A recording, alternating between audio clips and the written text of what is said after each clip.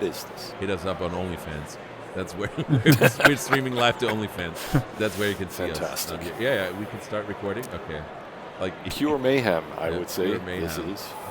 Welcome back to a new episode of Mayhem and Masterplans, and this is again a very special episode. We're starting with Mayhem because we're recording live from the podcast show in London. Simon and myself are right here in this physical space, the Islington Design Business Center, which sounds worse than it is. It sounds very businessy, but it looks really nice. And I came in here, and it looks really designy, is what you're saying? It's a really cool place, and it's a very cool location for a conference because it's like on like multi levels, but all in one space. So you kind of like walk up and down, and I really like it. It feels very nice, I have to say. But that's enough from me for now. So welcome, Andreas. Welcome, Simon. Hello.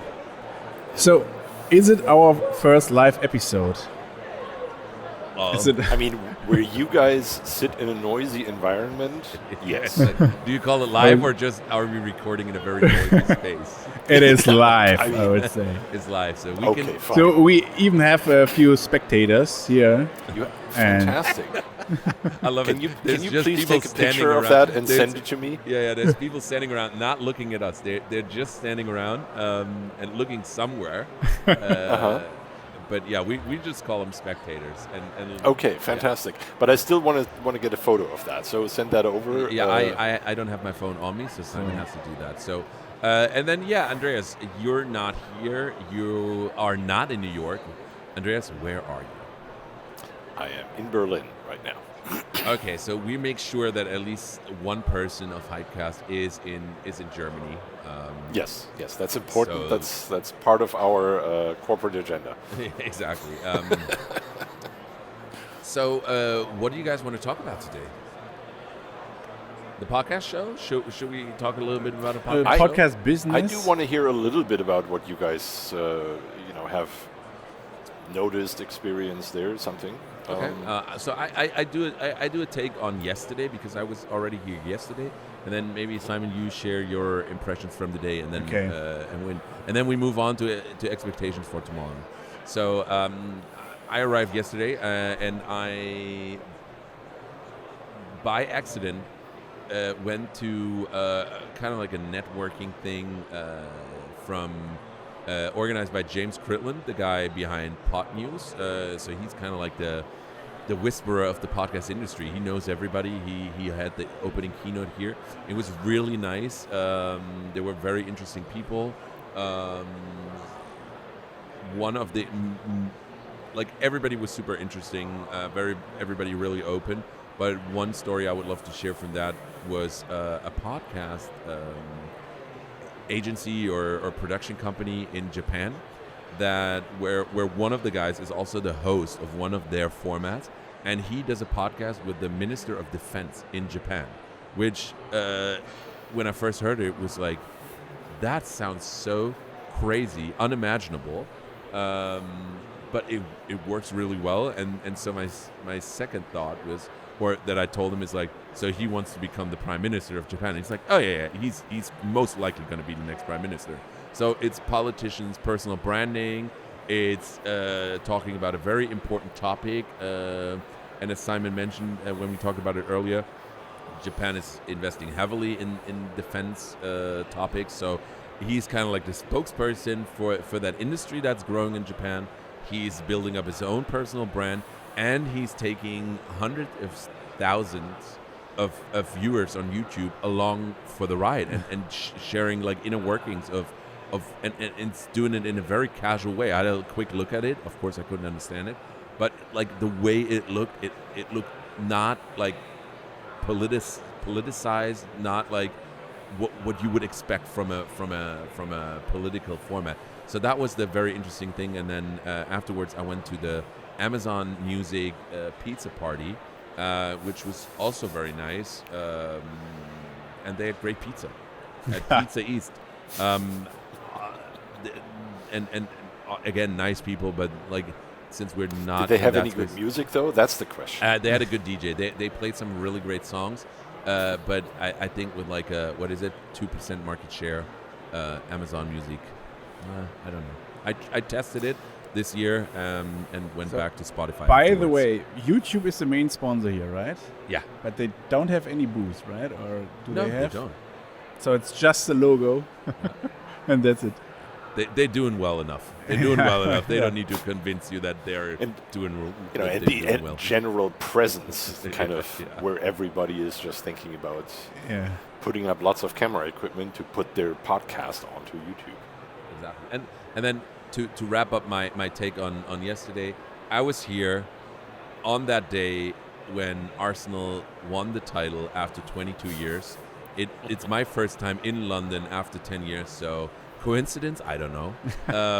And I just love this city. Like London I just love this city. I love the vibe. It's just a great city to be in, and I think it kind of, spills over into the conference a little bit. Everybody seems very relaxed. It's a cool vibe. So that's my take on yesterday.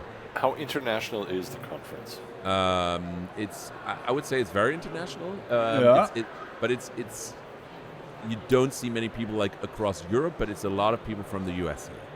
Yeah. So that connection, US, And even from UK, Japan, as you said. and Japan, Singapore. There was a cool guy from Singapore, but it's not. You don't see not in a way that you meet very many people that are like, I work in the podcast industry in Spain or in Italy. I would say it's very English speaking. Ton of Germans here as well, of course. But that's just the impression of like the voices that you hear, the people that you see on stage. It's all the big brands here, but it's like our friends from Supporting Cast are here.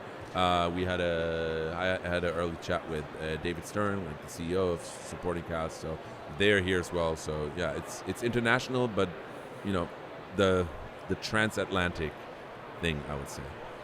Simon, what about today? What are your impressions? We're here for the first time. What are your thoughts? So, I was also wondering that all the big brands are here except YouTube. So Spotify is here.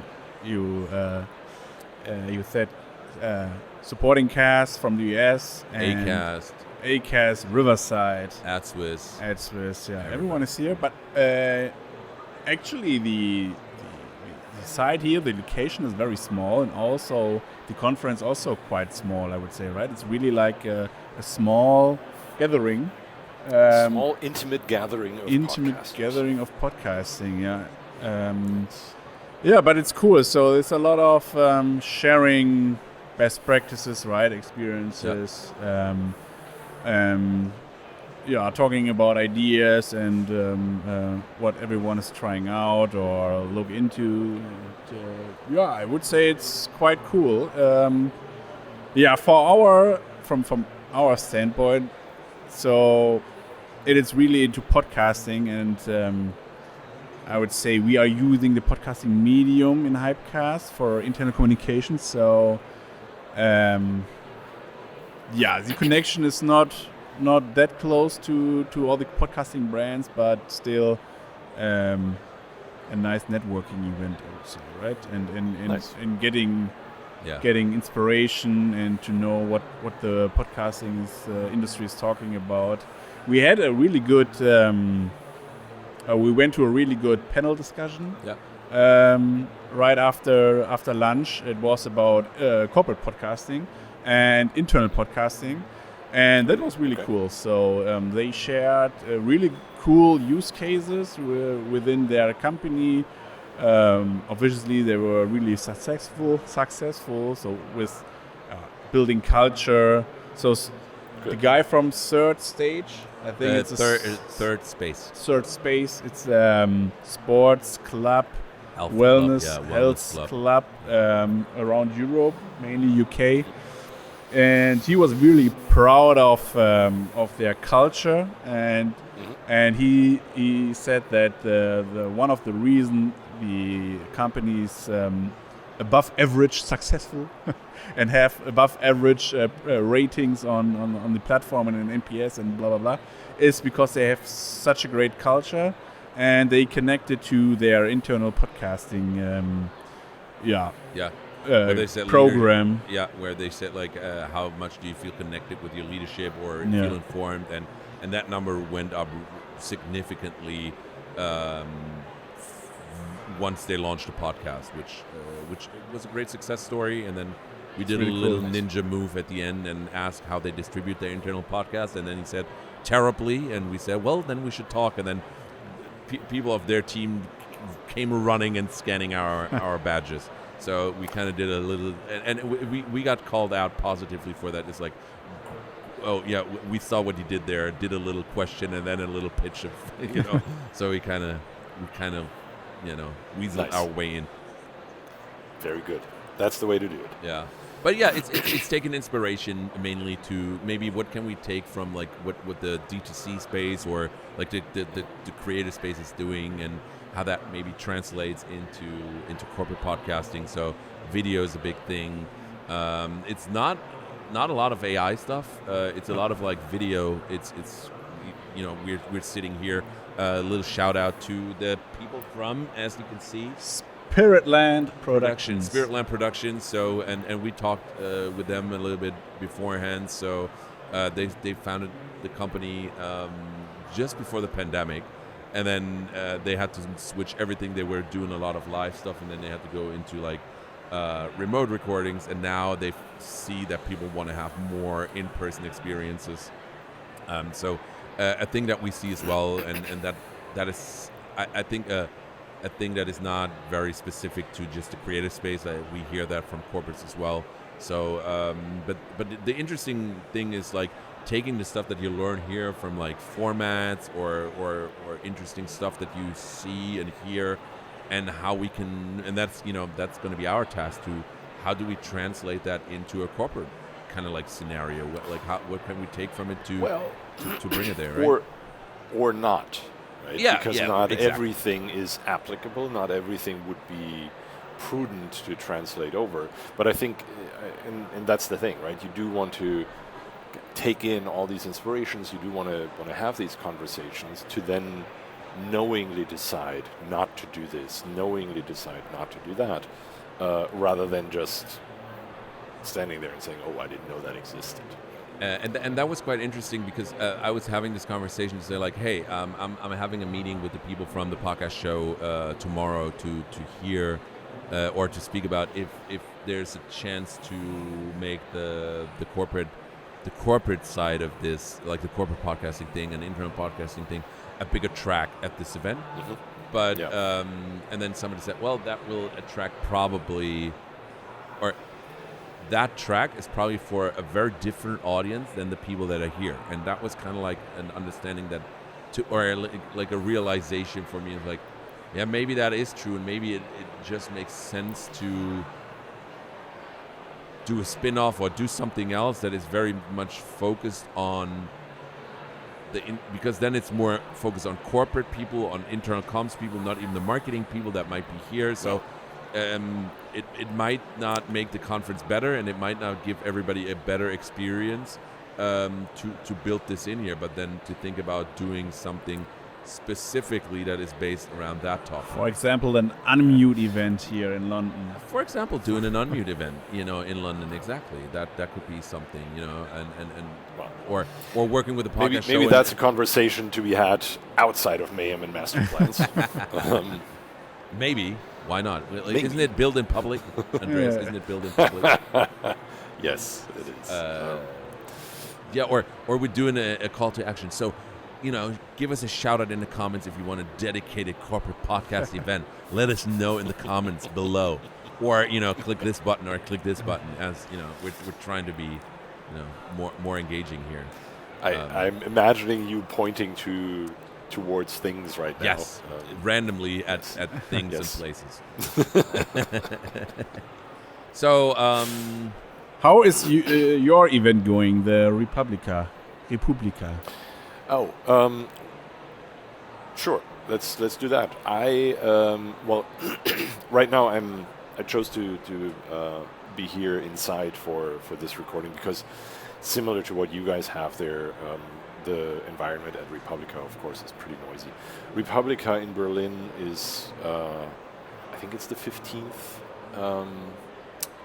year now, or edition. Okay. So they've been doing this for a little while now.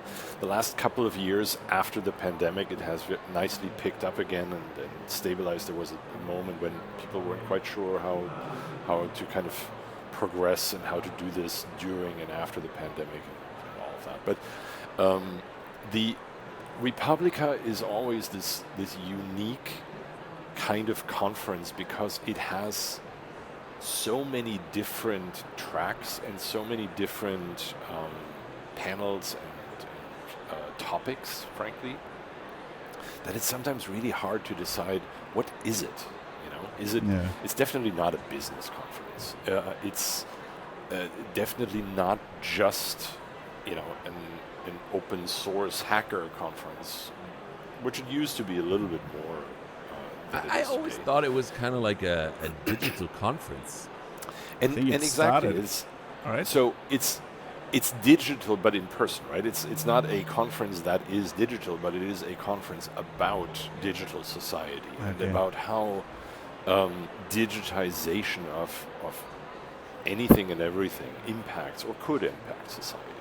On a positive note, I walked by a stand yesterday from one of the. So Berlin is divided into different districts, and one of the districts, each of these have so-called citizen offices, Bürgerämter, and these combine multiple kind of standard topics in one office, where you used to have to go to one office to register when you moved. Then you had to go to another place to get a passport or an ID card and stuff like that.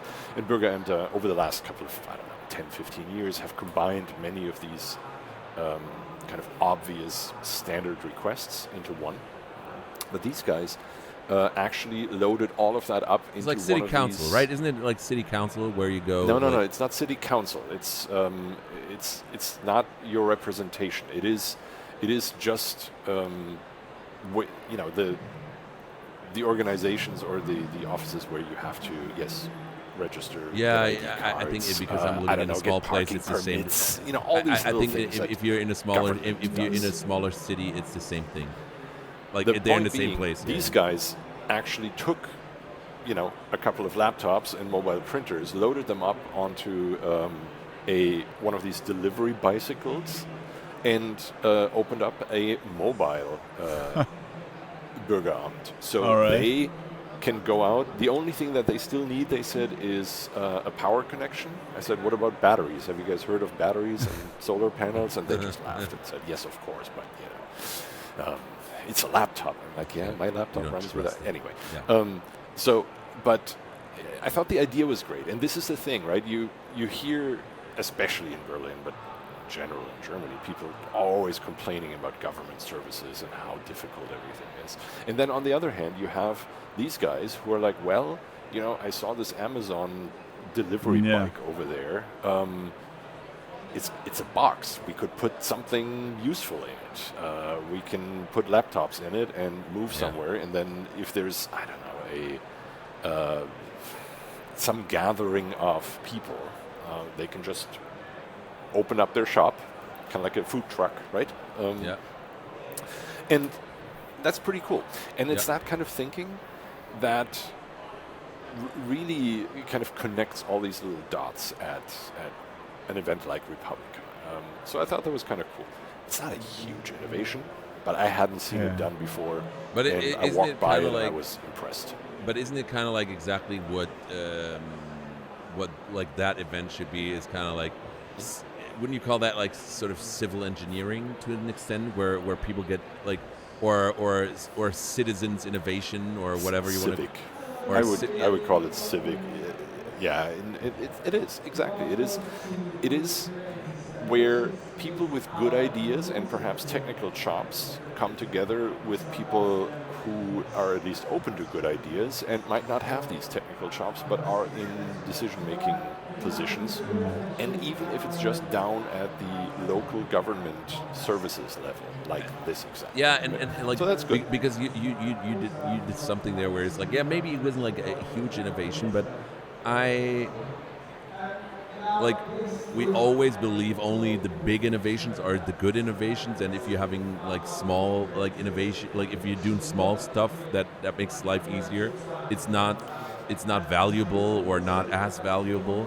And I'm like, over the last years, I learned that most huge innovations probably happen by accident, and what really, like, what takes a lot of work and effort is really on a day-to-day basis making those small improvements that affect often a certain number of people, which is and that's how I don't want to, like, with Hypecast, I don't want to revolutionize the way we communicate. I just want to make life easier and better for people. And that's the thing. So continuous incremental improvement. Yeah, exactly. Right? Bug fixes, basically. Yeah, because 100%. a lot of these things, what used to be the way to do that, to stick with the example of civic offices and local government, what used to be the way to do that has over time, as people and expectations have moved, actually turned a little bit into bugs, right? Mm-hmm. And so now as a modern person, you perceive that as a bug, that you have to go to the office and wait until it opens. And you ask yourself, why can't I do it online, or why can't they come to me? And so these incremental but continuous improvements, that's the key, that it's, that they keep working on this and keep polishing it and keep refining it. And yes, eventually, over time, it turns into this big differentiator, or and I think that's a different thing. And that type of thinking needs to be established so much more, that everybody in their job on a day-to-day basis kind of looks at, like, if you have the mindset of like, hey, I'm doing it this way, but do I have to do it this way, or can I improve this? And by doing that, it makes my life easier. And the next person, simplifies their workflow. So, like, but if it's always like, if you're doing the big, like, if you don't change, like, the entire department drastically, it's not worth it. So, but if you have everybody in that mindset of like, if I just constantly challenge the status quo, that's kind of like where I feel like this is where most innovation happens, that affects most people and makes you really happy. There's two things, though. In order for that to work, you have to have the culture, and you have to have leaders who develop and continuously kind of live that culture and allow their employees to have ideas and to pursue ideas. That's important. And the other thing is, you have to have a culture and a communication that pursues a clear customer benefit. Because if people are allowed to have and implement ideas that only benefit them, so operational improvements, that's not bad, but ideally you want to make sure that this has a clear impact on your customer. And if the customer is a citizen, that's great if you're in kind of public government, or if it's a customer of your company. And I think that's a really important thing to remember, to really basically ask yourself, why do you come to work every day, right? What is it that we're doing? And as long as that's clear and people casually talk about that and have it on their mind, these things work really well and good things happen. So what was the coolest thing that you've seen at Republika? The coolest thing, question.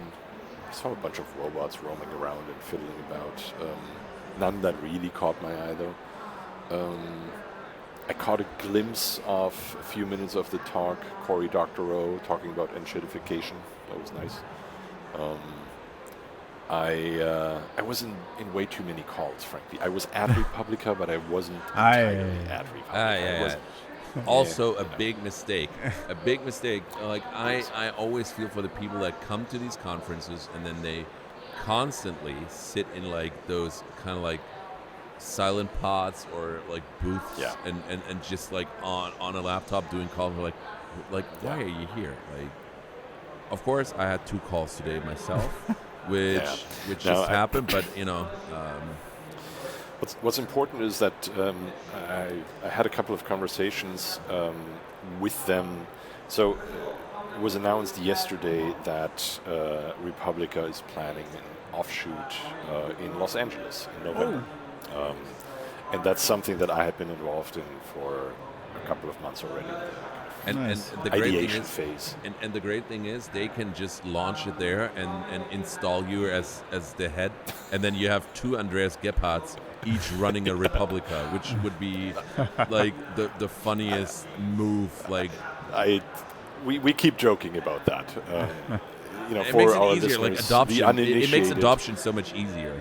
It does. It does. It also would lead to many more emails passed on. So, quick side note, quick conversation, just for the uninitiated and our listeners. The CEO and co-founder of Republika, of this conference here in Berlin, his name is Andreas Gebhardt. It's spelled identical to mine. We are by 1 or 2 years of the same age.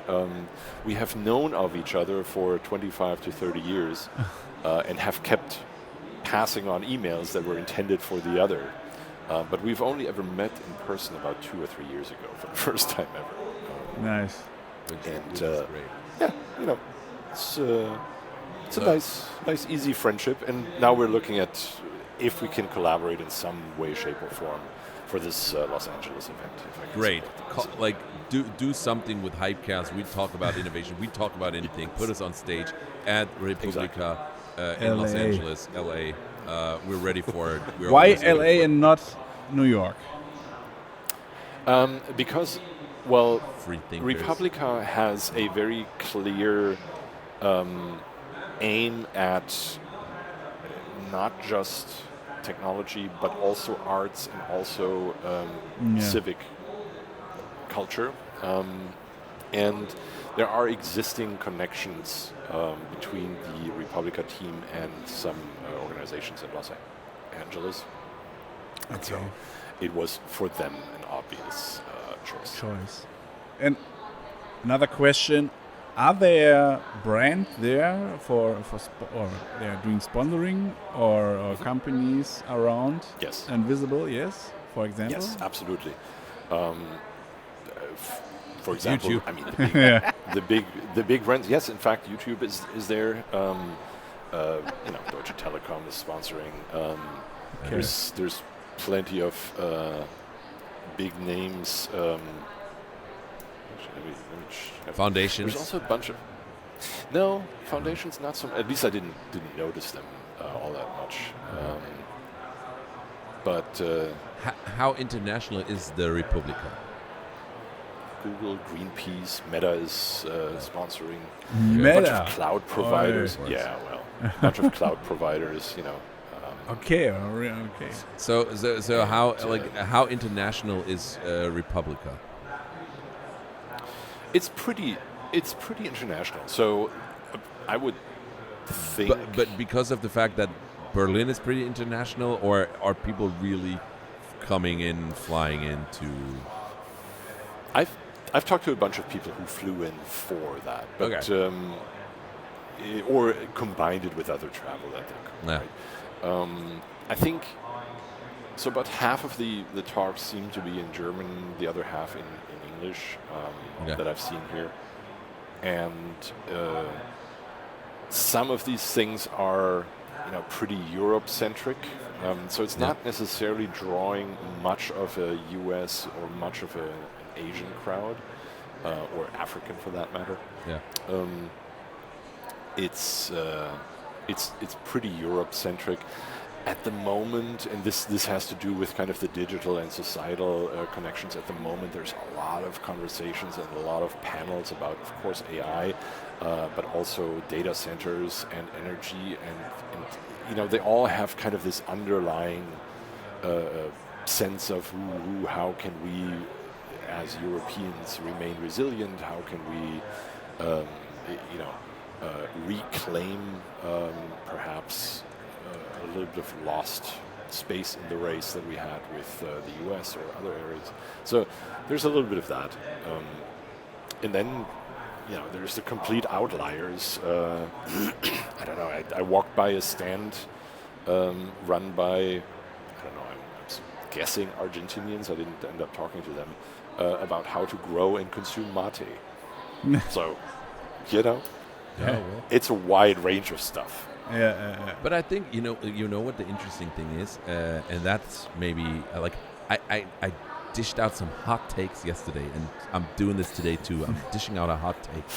Republika needs to watch out, because I think the World Economic Forum is kind of like slowly shifting into the very same space of what the conference is about. That's my hot take. Okay. I will pass that on to the other Andreas Gebhardt, and we'll see what they make. You can laugh as much as you want, but you never know. I think there's two fun things though that I took away. So I was able to listen to a full talk, interview, a conversation with Tom Tickwer, the director of Rola Rent. Yes, and Babylon Berlin, among other things.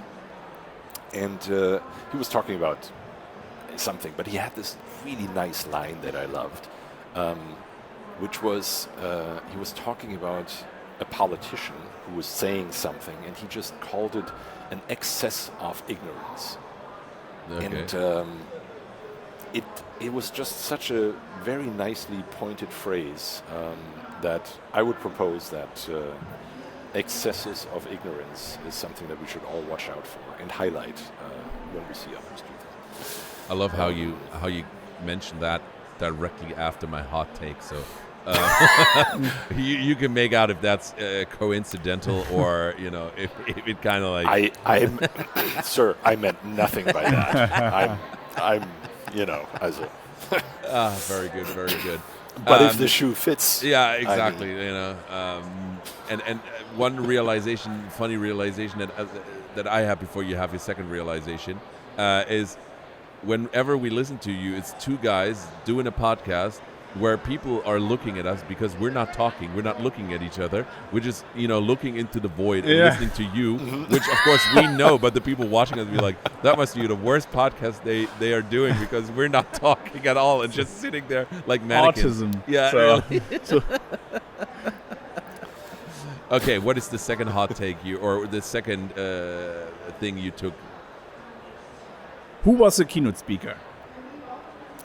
They had a couple of different keynotes. I don't know if they had one individual or one specific one. Sascha Lobo. Yeah, definitely. No, not Sascha. But he has a speaker slot, right? He's there as a speaker, 100%.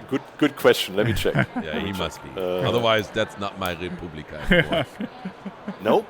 He's not not there there this this time. time. He's not there this year. No. What happened to him? Yeah. What happened to him? Yeah, well, he might be busy otherwise. He's now in the OMR universe, right? Yeah. Oh, is he? Oh, that's right. Yeah. Okay. Yeah, he's doing a podcast. It's like YouTube is at Republika, and then Sascha Lobo's is the podcast event. So it's kind of like they switch sides. But you said you had two things that you took from the event. I know. And clearly, now that I'm... actually. So the other take was... or not really a take, but rather a side note. Republika also has kind of a secondary conference inside of it, or happening within that space, which is called TinCon. And TinCon is specifically aimed at kids and youth. So it is built as a conference for digital youth culture. And they have separate stages, specific programming, essentially a separate team running that entire thing aimed at younger people. And the first day I was there on Monday, I was surrounded by what felt like school trips, frankly. There were a bunch of bunches of kids who were there to attend one or the other event or talk or something. And I think I've never really looked into how well they, how organized they cooperate, for example, with schools or so in Berlin. Although knowing the people who run it, I'm pretty sure they have nicely tapped into that already. But the TinCon itself is a really, really unique aspect of Republika that, gives a voice and a space for and to younger people that practically no other conference that I know of. And I love that because my daughter, she's in second grade, and they do this now, I don't know what they call, kind of like digibots or something. So they do a little bit of programming. So they have this little robots that they can program in very basic steps, like move forward, move backwards, a stop, start. And so they have to go through this kind of road setup, and they have to kind of program it to okay, now it needs to do this and this and this, and they work it program. And it's so interesting because it's kind of it's programming, but it's also engineering, it's physical, and the way they approach it and the way she talks about it and the way she kind of enjoys it, it's so exciting. And then hearing doing a conference where you bring young people in, maybe not the age of 7, but when they're 13, 14, 15, really letting them explain the world, to giving them a stage to explain the world and how they see it and how they exactly. kind of perceive it. It's very, very interesting. I really like it. So maybe next year I have to go. Yeah, there you go. And Simon. take the kids. Yeah, why not? At least look into it. Yeah. But Simon, you're up for giving us a rundown of today's day at the podcast show. So, what have you seen and noticed there? Yeah, so as I said, we went to the talk about internal communications. Then, and then what did we do? A bit of networking. Yeah. Is there anything interesting that sprung up here? Like the Mavis Studio thing on the iPad, maybe, where they have maybe that. I don't know. You're doing the wrap up for the day. Completely zoned out. Yeah, so there are a lot of equipment provider, right? Okay. Camera supplier or. So it's a bit of a trade show. Yeah. Like IBC. A little bit, yeah. A little smaller. A little smaller, not as many tech providers, but then also software providers, then some kind of ad technology companies and stuff like that. Sure. But I was a ton of creators, people that run their own shows, a ton of networks, a ton of production companies. So. The space is big. I would also assume 5 years down the road, it will be a very different audience because there's a ton of the independent bubble that might move on or close up their shop or their show. So I think the big ones will be there. So it's interesting to see in the podcast space, that you have so much consolidation at the top. Now if you look at Germany. The biggest podcast production companies were all sold to big organization or hosting platforms, and smaller ones just went out of business quietly. So it's a very diverse kind of crowd. You have always new people coming in, which is interesting, a lot of indie people coming in, Yeah. but the big platform's gonna skin off the fat, at the top, and then you. What I would love to see, and this is now my outlook, would be like that. There's more solid opportunities for like the small and mid-sized indie podcasters to they don't have to live off that, but at least make enough money to maybe buy some equipment, maybe cover travel costs, maybe have a little budget to pay people to come on the podcast, or kind of outsource production or that kind of stuff. So at least that they can make a little money to keep their thing going, because in the end, podcast always lives from the talent and the creativity. Yeah.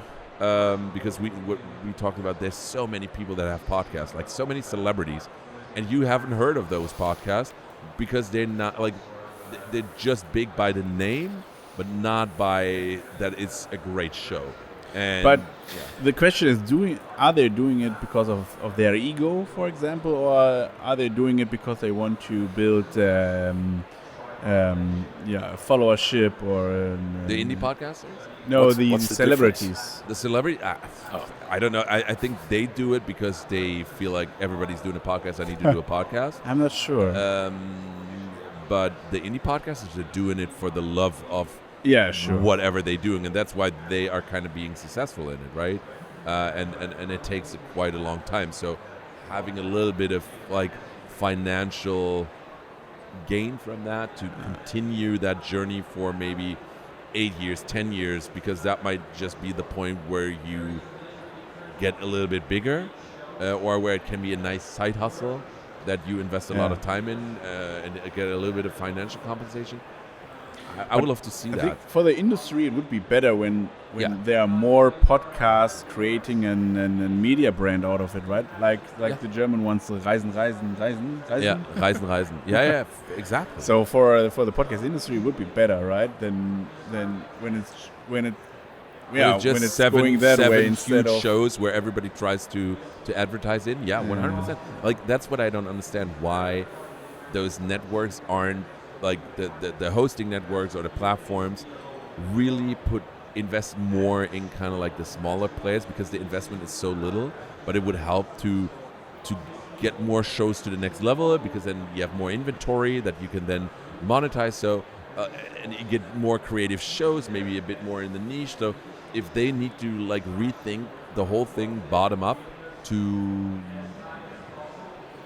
it will profit them in the end the most. But yeah, that's just my I think one of the things. hot take number 2. I'll give you one more hot take. I think what's missing are kind of umbrella organizations that provide back office services to creators in general. This is not just for podcasters, but I've been thinking about this a little bit in the visual creator space as well. Because each individual photographer, podcaster, whatever, has to deal with taxes, has to deal with accounting, bookkeeping, has to deal with all these kind of ancillary things that are really not particularly creative. And I mean, sure, you can get creative about bookkeeping, but you shouldn't. So there is essentially a need for kind of pre-packaged back office, let's call them bundles. Yeah. And if you think about it, right, if you think about you are a person who has a good voice and a good idea and has some presence and wants to do a podcast, and also perhaps would like to travel here and there for this podcast, or would like to have, I don't know, the money come back in to buy a new microphone or something. Yeah. So you could, of course, run all these numbers by yourself. You could run this as a business, as a side hustle, next to your primary occupation, whatever that might be. Or maybe there is something to be said about you just do this under the umbrella of an organization that provides the microphone, that buys you the ticket to this conference. Well, then you that back into connects you to others, and you don't have to pay anything. You might not necessarily get paid either because it's kind of a wash, but you can actually pursue it as a hobby, as a fun project without the headaches. So it's kind of like a podcast network or a podcast agency, just for like because they do it they do it like that, right? But they will always look like, okay, we want to maximize our profits, Exactly. so we're only aiming for the really big shows. So you would need to, and maybe you build this kind of organization or this kind of structure. Let's call it a structure, in a way that is a bit more of a wash, that perhaps produces, a necessary profit in order to keep it alive and keep it running, but that is not aimed at entirely just pure maximization, because that ultimately Andreas finally made it to the anti-capitalist place where I have always been. Well done, Andreas. Finally, you left the shackles of capitalism in New York and went to Berlin, and now you're like as hippy-dippy as I am. Oh my God. Oh my God. Yes, pure mayhem. I think we're at the end of our show. Oh my God, I love it. No, but you're very right. I think there's potential in that. So I dished out 2 hot takes. We had a great conversation. Let's Simon, anything you kind of look forward to tomorrow? Is there anything? The guy you have a meeting with, right? From The podcast show? no, Podcast movement? Podcast movement, I think. Yeah, He's Brian, also from the Brian US, right? Barletta. Yeah, from the US. Yeah, Yeah. we're going to meet him. Yeah. It's going to be exciting. See. And then if we don't have anything to say about like anything else, I would say, yeah, Andreas, you're right. Let's wrap it up. Last songs you listened to? I have to look. Andreas? Into the Oceans by a Spanish band called Heleven or Heleven, or I'm not sure how they pronounce each other, themselves, but Is it metal? yeah. It is hard rock, I would say, metal-y, It's you can turn it up loud. Let's put it that way, but you don't have to. I just know their guitarist, and I've met him at an event at my favorite guitar manufacturer a while back, so I happened to listen to his band. I listened to Push the Feeling On, MK Dub remix, I would say, guess. Yeah. And then the artist is Nightcrawlers. And I listened to the Red Hot Chili Peppers, By the Way. So next on my playlist is Is It Over Now from Taylor Swift. Okay. Well, and the answer is yes. All right. All right. Have a good one. Take care. See you around. We see you in the next episode. All right. Bye-bye. Thanks for listening, everyone.